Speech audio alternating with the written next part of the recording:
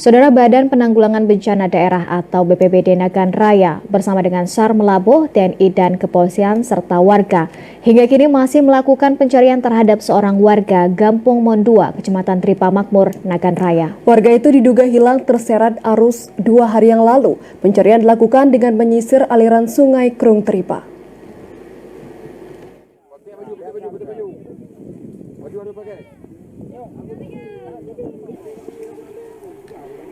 Di hari ketiga hilangnya warga Gampung Mondua, Kecamatan Tripa Makmur, Nagan Raya, tim gabungan dari BPBD, SAR Melabuh, TNI, Kepolisian serta warga setempat masih melakukan pencarian terhadap korban.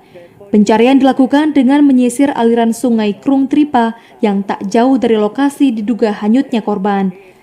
Penyisiran dilakukan dengan menggunakan 2 unit perahu karet yang melibatkan sejumlah personel gabungan.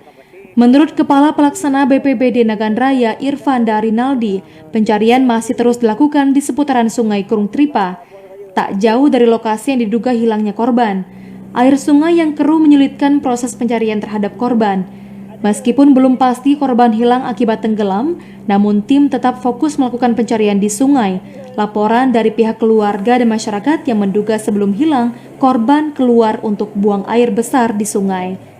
Selain melakukan pencarian terhadap korban, tim gabungan juga mendirikan posko di lokasi diduga hilangnya korban.